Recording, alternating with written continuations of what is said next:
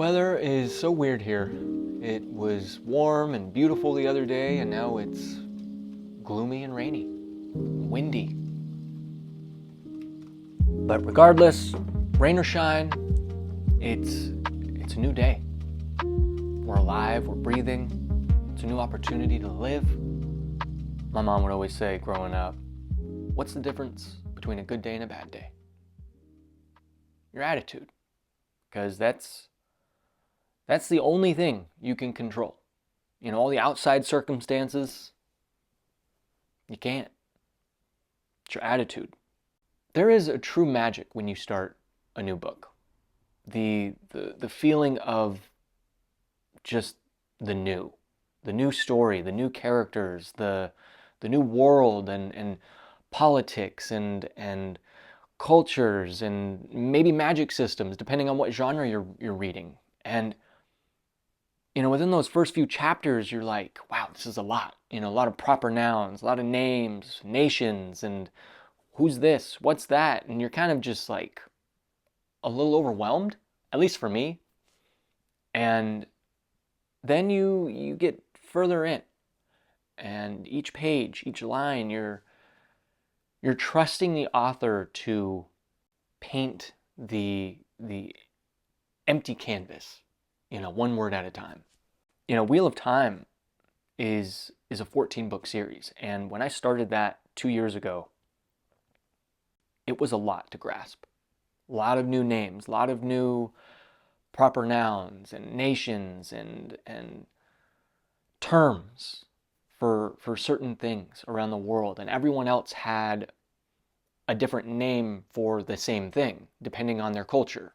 Again, bit by bit, with each book, you're learning, you're growing within that series, and you're understanding what the author has set forth. I know I said I wasn't going to start a new series anytime soon. I had just finished Wheel of Time, and it took a lot out of me. So I took a break, read some standalone books, some more digestible stories, and then I started Lies of Locke Lamora. You can read that book as, you know, by itself. And I got about 40 pages in, and the entire time I was reading it, I was just thinking about the Sun Eater series by Christopher Ruocchio. And I'm like, I'll push it off, you know? I'm not going to read it yet. I'll finish Lies and then go into Sun Eater. And then one night, a few days ago, I had a dream of the Sun Eater series. And I'm just like, okay, that's it. So I woke up that next morning and I put Lies of Locke Lamora back on the shelf and grabbed the first book, Empire of Silence. Book 1 of the Sun Eater series.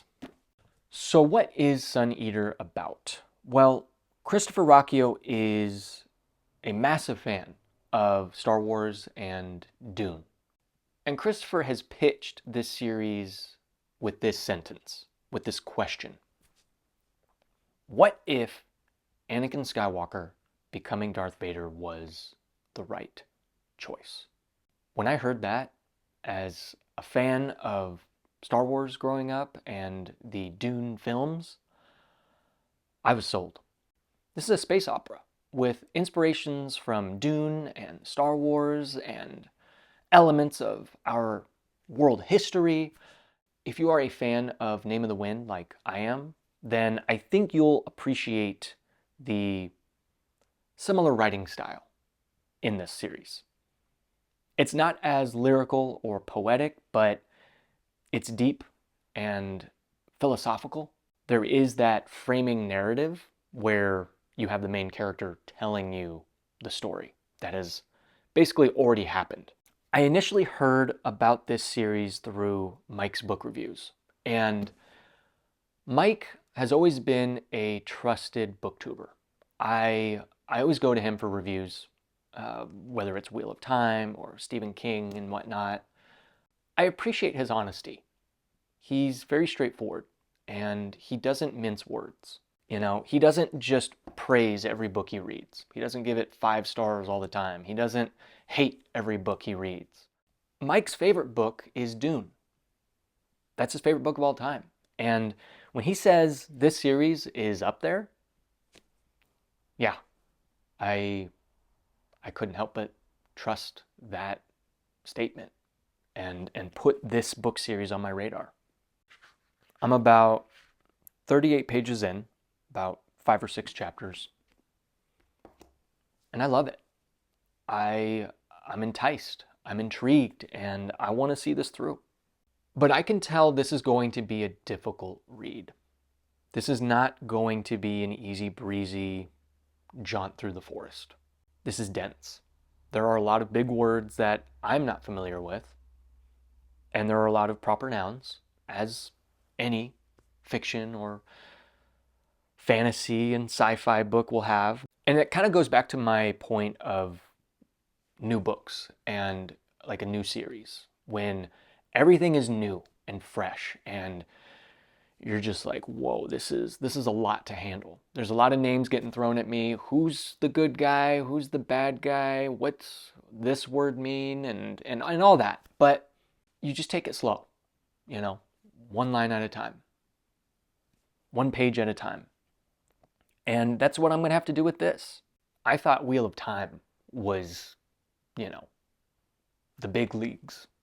But no, this is the big league.